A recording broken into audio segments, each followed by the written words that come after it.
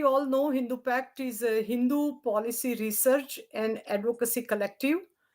Hindu Pact is an initiative of World Hindu Council of America, VHPA. My name is Tejal Shah. I'm Joint General Secretary of VHPA, as well as Hindu Mandir Empowerment Council uh, convener, which is also an initiative of VHP America. Hindu Mandir Empowerment Council is an initiative which VHPA runs from last 20 years, where we bring all the mandirs across USA, Canada, and Caribbean islands together for at least once a year. We have been doing this conference for many years, and then we thought that instead of doing just once a year meeting, we should also have something going all around the year. And as a result, from last 2 years we have started multiple webinars, multiple educational workshops related to mandir management, mandir safety and security, as well as many other mandir related topics pertaining to the mandir community. And Mandir community is very happy to see a Hindu Mandir Executive Conference transforming into Hindu Mandir Empowerment Council.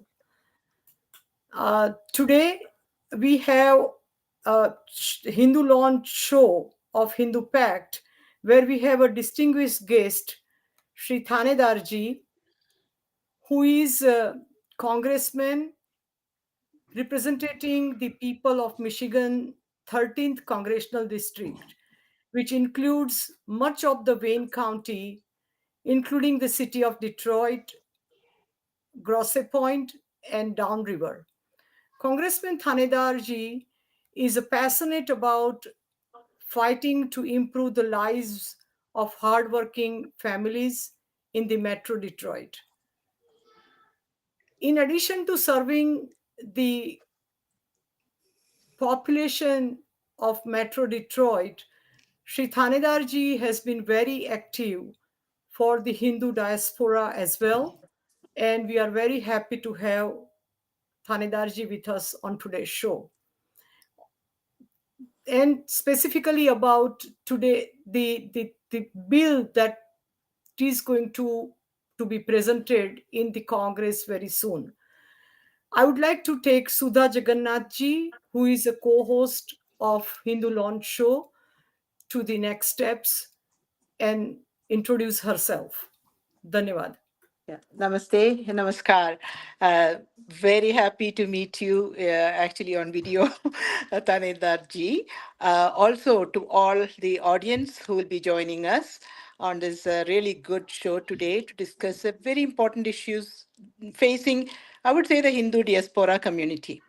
And first of all, let me thank you for several things. You have done a lot for our community, Tanidarji, and you deserve a big, kudos from us. First, the letter you have co-signed, right, to the Department of Justice Civil Rights Department. We want to talk a little bit more about that.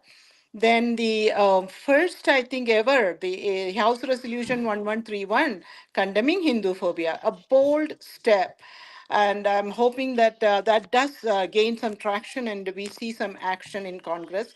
Of course, this is election year, but we it's a long process, and we look forward to really working with you on that. And the next one I want to also call out is how you're also responsible for the Hindu caucus coming together, right? And that Yes. seems to have a lot of bipartisan support, which is extremely good. You also stood up and spoke for the Ram Mandir, especially at a time when the media all over United States was condemning that action. I again salute you for that. Thank you. So, with all of that, let us start with the Mandir letter. As you know, mandirs have been a target across Canada and the United States for many years, right? On the East Coast and West Coast and in the middle, in many parts. Uh, and it's a very scary thing for the community, right? We are a quiet group of people, and When a temple is attacked, we kind of take it personally, right?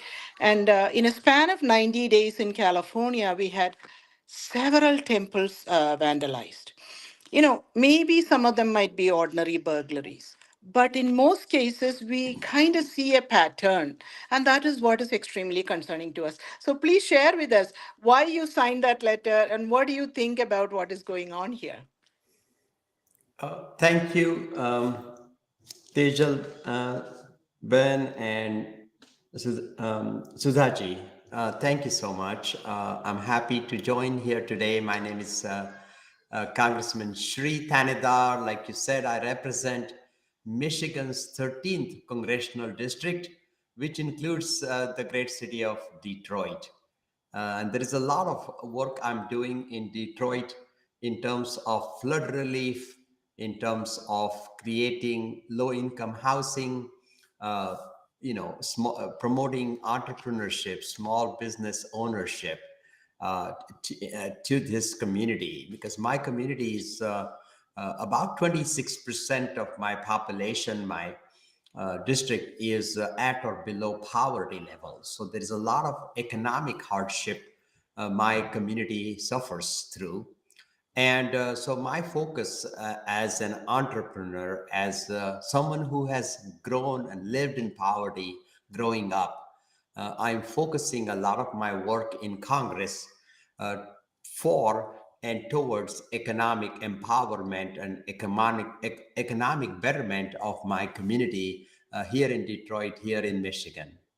I'm also very concerned about any sort of discrimination, whether it's the discrimination, racism that African American community has suffered through for centuries, or whether it is an attack on religious institutions.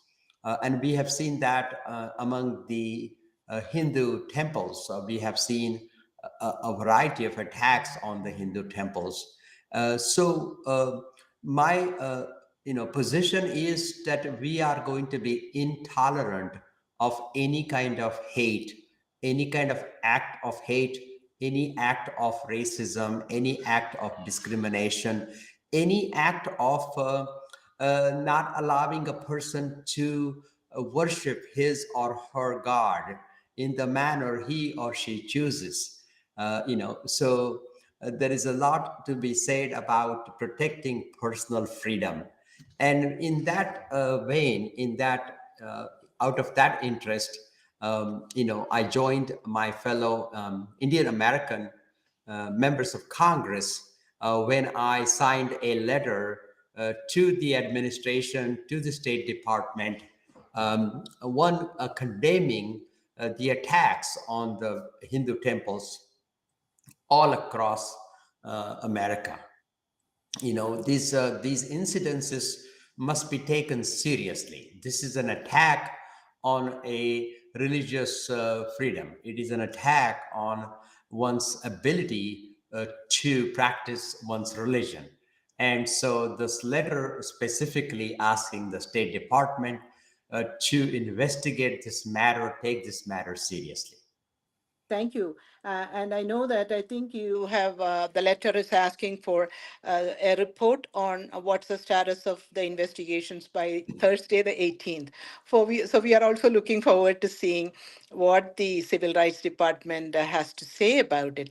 Just for your information, I want to let you know, at least in California, the community has really, really reached out to the city council members, the assembly, the state legislature, assembly and senators, and they are a little bit handicapped because at the end of the day, it's a law enforcement issue, right? So Yes. the community has also reached out to the law enforcement. Of course, they don't share everything with us, but we are hoping through your basically demand, right, to for accountability on this particular issue. We are also looking forward to seeing what is the status on the investigations. Have anybody been apprehended? And what is the general thinking of the lawmakers? Uh, are you there, Tanedarji? Yes, yes, I Okay. am. Somehow our Yeah, go ahead. videos So I really want to. I think this was a very, very good step that the five Congress members took, because I have to tell you, the community was not getting anywhere. Right, we were not That's getting right. good answers. And then the other thing that happened was the Indian consulate in San Francisco. A group of people tried to set fire to it, and videos came out, and people were celebrating their actions. And we haven't seen San Francisco Police Department take any action on it. So, in one sense, your letter, we feel like, sends a message to these miscreants that this is not going to be tolerated in America, right? And Yes. the ones who are causing this fear and intimidation in the community, and like you said, preventing us from exercising our rights to practicing religion, they have to be taken care of. That's all we are asking. Please address this, stop it, nip it in the bud now, so it doesn't progress any further. So, That's right. with that, I have a question for you. Do you have any resources within your office or anything that people who can kind of guide us into government programs? I have to tell you, our community is very clueless about a lot of this. What Yes. government offers. Yeah. So, what we have done, I serve on the Homeland Security Committees. And through the Homeland Department, we have instituted grants for religious institutions to acquire grants. And they can reach my office. My office is thanedar.house.gov. Um, Thanedar is just my last name, .house.gov, G-O-V, and we will be able to provide you the information you need. But every religious institution has an ability to apply for grants. Now, what these grants are used for is to have sophisticated security systems, cameras around the religious institutions, around the mandirs, and also, when you have a special event where you need to have presence of security, you'll be able to hire security guards through this funding. So reach out to us, reach out to the Homeland Security Department to take advantage of. I think what I find is that many Hindu temples across America have not been aware of or have not taken advantage of this special grant program that is available to all religious organizations. So we should take advantage of that. But what it is important is that the community, the Indian community, must come together, must stand firm and demand that any act of terrorism, any act of vandalism must not be tolerated. Hindu religion is a peaceful religion, and sometimes the passive, peaceful religion is looked at as a weakness. And it is time has come for people in our community, people in the Indian community, to really get involved, get active, not only on this issue, but also get involved in mainstream politics. Because if we do not become a part of the mainstream, uh, uh, you know, political activity, the mainstream activism, then the community will not get the protection it needs. There could be attacks on the community. Then we will continue to see attacks through legislation like the SB 403, or continue to see attacks on the temples. There is a lot of misinformation that gets spread on the internet and otherwise. So all of this is going to continue to increase, and in the long run, what this is going to do is going to take away the freedom of not only our freedom, but our children's freedom, our grandchildren's freedom. And it is for our children's sake, it is for our grandchildren's sake, we need to, be active, you know, A lot of times people think, oh, my life is fine. I'm financially successful, or my career is great, my family is wonderful. Why do I need to be involved in civic action? Why do I need to be involved in community events and community activism? But the reason we need is that such activism will protect our freedoms, and such activism, such involvement will show that we are not a passive community, that we are going to fight, and we are not going to tolerate terrorism, whether it's a terrorism by Hamas, or whether it's terrorism by ISIS, or whether it is terrorism, domestic terrorism in the United States, that we will not accept such terrorism in any form, and that we will strongly support and be united in condemning such a thing. And that's why I have introduced in the United States Congress my resolution against Hindu hate, against Hinduphobia, and I am getting a lot of support from members of the United States Congress. So I am doing my best. I formed the Hindu caucus in the United States Congress, but I would like the Hindu community to support me and work with me So, so that. Thanedarji, I heard you mention that uh, your office can provide the information about the grants and the physical security funding available from the government sources. Thank you for bringing that up. As a part of HMEC workshops and webinars that I mentioned earlier, we are working hard to educate the Mandir community about this available source of funding. But I think maybe because English is a second language, that is one factor. Another factor could be like not being familiar with the process, or not being aware of how to write the grant. So I think that is where the main struggle I can see coming from the mandir. So any way your office, or you can point us to the right resources or the right guidance, so that we can have the mandir taking opportunities of this funding available from the government to make their place safe and secure, for not only for themselves but for the devotees coming to the mandir.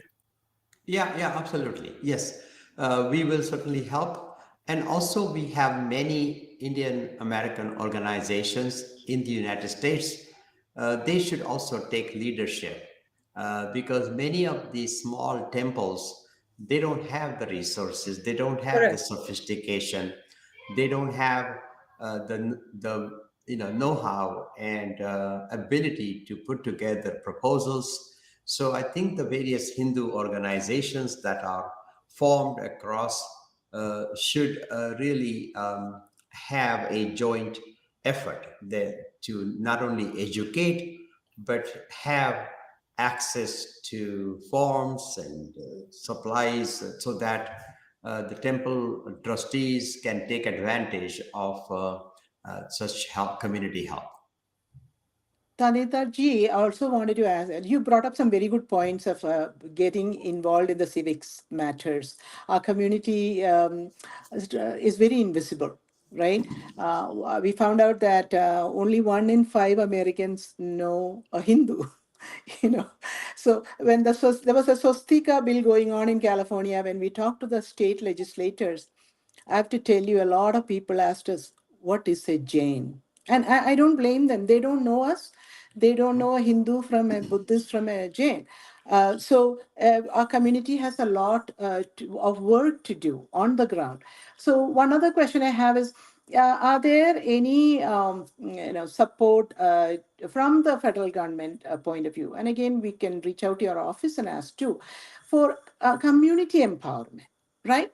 The temples is one thing, but community empowerment, how do we let the community know how important it is to be engaged support candidates who are running for office, go meet with them and find out what their policies are and how the community can support them, or how the candidate is going to support the community.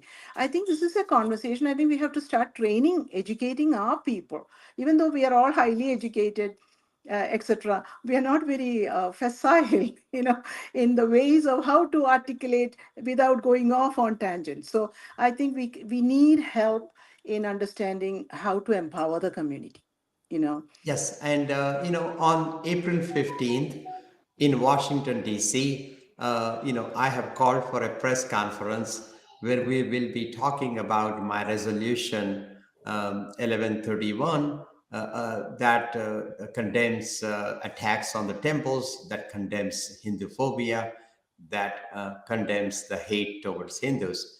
And many activists are coming to attend that press conference at National Press Club at noon on April 15th in Washington, D.C.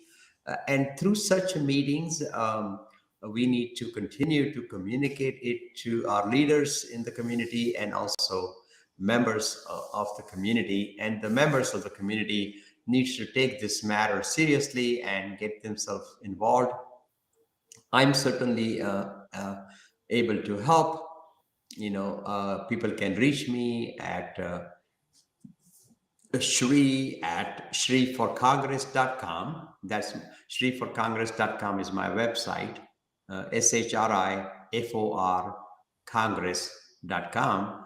And they can write to me at Shri at shriforcongress.com. I'll be able to help. But it's very, very important that the community it's only through the activism and it's only through the united approach by the community that it can protect the community's rights going forward, whether it is discrimination, racism, or attacks on its religion. How about the law enforcement not responding to the some of the investigation that is already reported to them, specifically burglary? I have been talking to mandir priests and the mandir trustees who got impacted by the burglaries, and they were telling us that there is no action at all, like follow up after follow up, but and we kind of like live in fear. So this is like, how do we get their attention? Because uh, I don't want to like raise the false alarm, but at the same time, it is really alerting and alarming that the law enforcement cannot do anything or cannot find, even if it's a number of people, same type of people. When we look at the videos or the profiles, and they cannot able to catch them. So it mind becomes suspicious that something is wrong here, something is not in support of our community that is being done here. So how do we get their attention? Again, reach out to your local elected officials. And I think that's the first start. The local elected officials should be able to reach out to the law enforcement and make a case that this issue needs to be addressed and they can't just brush it aside. And again, it requires a strong community effort that the community has strong political leaders, local as well as state level and national level, who are going to advocate for their freedom and for their rights. So this we need to cultivate that relationship. We need to cultivate that strength and power, which is missing at this time. And without that political power, without that political muscle, the community could continue to get swept under the rug, not paid attention to, So it again goes back to for the members of the community to be passionate about, to pursue their passion, that pursue their uh, rights, fight for their rights. And we need to continue to build a political muscle that would make a statement that we will not tolerate attacks against the religious freedom. We will not tolerate terrorism. We will not tolerate this fear and hate and we will not tolerate the misinformation that gets spread about the Hindu religion. What kind of support are you looking for from us so that this resolution get really passed and you get the maximum advantage out of the result out of our community, from our community? Look, often what happens is that when a problem happens, the community comes rushing to the elected officials. But there needs to be an ongoing dialogue. There needs to be an ongoing relationship, and so that is what we need to build. And it's not just a emergency call. It needs to be a deeper relationship. There is understanding on both sides, and that is how this political muscle is going to be built. We have heard that quite a bit from local lawmakers. Actually, during the SB 403, when the AAPI caucus leaders met with us, Assemblyman Evan Lowe was very sarcastic. He said, "I'm glad to see my constituents. Where were you all this time?" So, like you said, when we have an issue, we are all, involved. But we need to have, what you're saying is that we are responsible for building that ecosystem all the way from the local to the federal level, through every aspect of the civic life, and be persistent, right? If we called an Yeah. assemblyman or senator one time, that doesn't mean anything. You have to call 10 times, right, to get attention. So, I think one at other. the organization level, Thanedarji, I would say that we are ready to support you Yeah. to take whatever it takes, and take our step forward in support of the resolution, because this is for us, not just, it is not for only for you or the congressional caucus, but it is for each one of us, and we are ready to step up and we are ready to work with you on this, uh, uh, as long as our voice is heard loud and clear. I'm trying to work with all the mandirs really hard. Actually, right now, the Ram Rath Yatra is in progress. That is one important reason we are doing it. In addition to giving the darshan of Bhagwan Sri Ram to all the devotees across the USA, uh, another important objective of this yatra, which we call it Rath Yatra, because we are traveling with the Prabhu Shri's Vigra all to every mandir across USA. Uh, the awareness, the education, we want to tell them that, okay, we need to come together. There are many things that we can do better if we come together. And at the same time, we are want them to get involved more with the Hindu Mandir Empowerment Council, so that way they take advantage of the organization that is behind them or with them. And then if they are with us, then they are with you. That's how I think it can be portrayed. And so I would assure from my end that, okay, we will do what we can to bring community together for this important resolution. And we appreciate your taking step forward in this direction. Yes, look, this is one of the many priorities that I have. I represent Michigan. I represent Detroit, which the people of Detroit have many issues. Like I mentioned, the flooding. They have constantly been facing with flooding. foreclosures, water shutoffs. We have issues about access to low income housing. Many people are experiencing likelihood of foreclosures on their homes. So I spend a lot of my time, majority of my time, I spend serving my constituents. I just brought $15 million worth of money from federal government to support many of my projects in Detroit and the surrounding areas. So while I'm doing all of that, I have a little bit of time I can spare in terms of helping the Hindu community.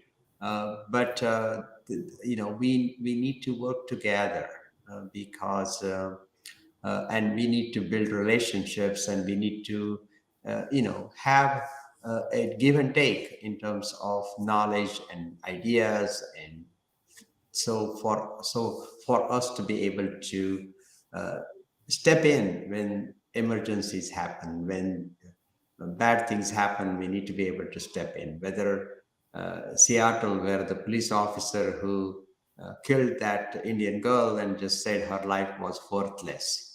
I fight every day about discrimination against African Americans.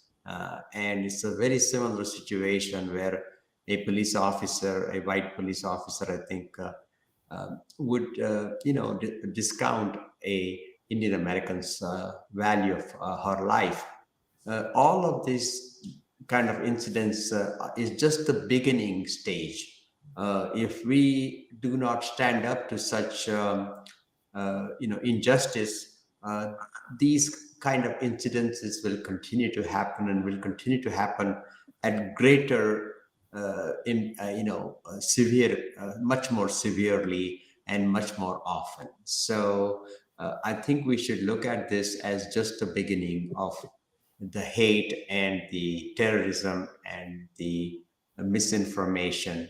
And if we don't stand up, this will continue at a much larger scale. I completely agree with you, Congressman. One last question I have is, once you hear from the Department of Justice, the civil rights folks on Thursday, I'm hoping that the heat is not taken off of them. Because while we will do at the local level, pushing our state legislators, city mayors and our members, uh, and law enforcement, we feel like a pressure at the top also helps to kind of keep focus on these cases, and come to some resolution. Like Tejal ji said, there are videos out there of this miscreants causing an intimidation and around temples, and these same people in California are showing up in 10 trucks with the sides of LCDs surrounding schools where a lot of Hindu students go. So they're targeting the students and the diaspora to send messages on global geopolitical issues. But that's beyond the community, right? But so this is where we're really hoping that on Thursday, when the report comes to you and you see some concrete actions, you're not going to let them off the hook until. Yes, I understand. I understand. Yeah. We will continue to put pressure on the State Department. At the same time, as a new congressman, I am the newest member, the fifth Indian American congressman in the United States Congress. This is my first term, and I have only completed 15 months of my first term. And very soon, in August, I am going to face a re-election challenge that I need to also focus on. Yes. But I will, and I also need to continue to focus on serving the community that has sent me to Washington, Hmm. D.C., Yeah. the Yeah. Detroit. So that is what I will be focusing on. But I will also try to find time to help the community in its current battle against such a terrorism that you have experienced. Yeah, and also the Hinduphobia bill. We are going to be all following that and looking for any ways we can support you in getting bipartisan support on it. And I know this might be a short congressional season, but anyway, we can all hopefully bring it back in the next new Congress with you in Congress and continue the fight. And I think the message to our community is get invested in our American lives, right? Yeah. With both feet in it, and help ourselves and our children and our grandchildren. So I want to, again, once again, thank you for standing with us. Thank you for protecting our children and our grandkids as you are doing for your own family and your constituents, because your constituents also are looking to you to helping them. So any way we can all partner together for the betterment of Yes. your congressional district and I our agree. larger community, I think we are all for it. Yes, Yep. we should all do that. I just took this 30-minute break. My grandchildren are visiting, so that is a very precious time. So I took, I have two grandchildren. I have a, Wonderful. 7-year-old and a 5-year-old, two scarce grandsons. They are visiting me. I don't get to see them very often because I'm either in Washington, D.C. or working with my constituents here in Detroit. So I'm going to go back and go spend time with my grandchildren. But it was good to hear and good to have this conversation. And Thank you you can so always much. reach me. You can always Yeah. reach me at thanedar.house.gov. Dhanyawad. Thank Thank you. you so Thank you much. very much. Appreciate Yeah. your time and have a wonderful time with the grandkids. All Yeah. right. Namaste ji. Bye. Namaste. Namaste. Thank you. Enjoy.